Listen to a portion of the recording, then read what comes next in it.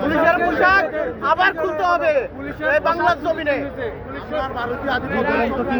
পুলিশের পোশাক একজন বলেন। হ্যাঁ, আমাদের কাছ থেকে মোবাইল ছিনিয়ে নিয়ে যায়।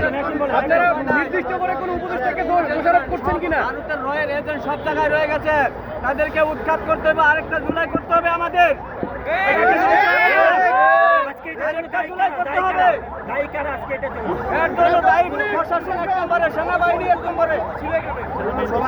স্বরাষ্ট্র উপদেষ্টাকে কোনোভাবে দোষারোপ করছেন কিনা? এগুলো সব দোষারোপ। মতো ছেলে বাংলাদেশে জন্মগ্রহণ করাই ওর ছিল সব থেকে বড় ভুল। ওর সবচেয়ে বড় ভুলই ছিল বাংলাদেশে জন্মগ্রহণ করা। আপনারা ডাক্তার ইংলিশে বলেন আমাকে পাসপোর্ট ভিসা দিতে আমরা দেশ ছেড়ে চলে যাই। এই 19 পদত্যাগ চাই, 19 দুই গালে জুতা মারার তালে তালে।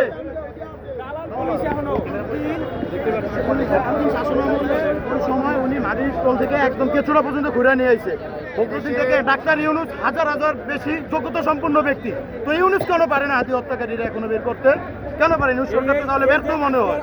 তোমার তার আগেই পদত্যাগ করা উচিত ছিল। আজকে থেকে বোঝা গেল যে বাংলাদেশের যে ইন্টারিম সরকার এবং উচ্চপদস্থ কর্মকর্তা এই আন্দোলন এই হত্যার সাথে প্রত্যক্ষ বা পরোক্ষভাবে যুক্ত আছে, নয়তোবা তারা এই ধরনের যে মানবাধিকার বর্জিত আজকের যে মানে টিয়ার গ্যাস ছড়ায় এবং একটু যদি বলেন যে আপনাদের অবস্থান কর্মসূচি কিভাবে এই আমরা এখানে খুবই শান্তিপূর্ণভাবে অবস্থান করতেছিলাম। জাবের ভাই এবং অন্যান্য যারা ছিলেন সবাই খুবই শান্তপূর্ণভাবে ওইখানে ভেতরে কয়েকজন অবস্থান করতেছিলেন। তো ওনাদের সাথে ঝুমা এবং কয়েকজন আরেকজনকে ওনাদের খারাপভাবে ব্যবহার করা হয়েছে এবং ওনারা যারা ভিতরে গেছে ওদের সাথে যোগাযোগ করতে দেওয়া হয় নাই। জাবের ভাই ওনাদেরকে টাইম দিয়েছিলেন 10 মিনিট 15 মিনিট, সেই টাইম তারা লঙ্ঘিত করছে, যার কারণে জাবের ভাই শান্তভাবে নির্দেশ দিয়েছিলেন যে এখান থেকে ভিতরে যাওয়ার জন্য। জাবের ভাইয়ের রিক্সা এখানেই ছিল, আমরা এই পাশ থেকে ঢুকছি, জাবের ভাই তো রিক্সা থেকে নামতে পারে নাই। তার মধ্যে এখানে বহু টিয়ার গ্যাস মানে যত কিছু আছে সব কিছু নিক্ষেপ করা হয়েছে, এখানে পুরো ধোঁয়াময়।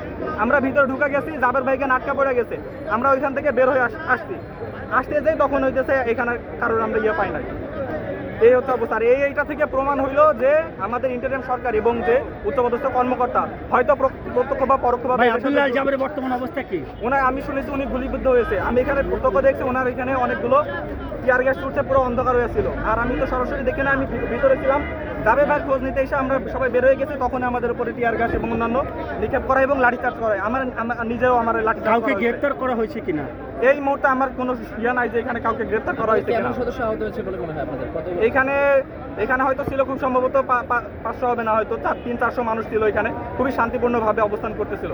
এর মধ্যে হয়তো 100 বা 150 আমি আনুমানিক বলতেছি এরকম আহত হয়েছে।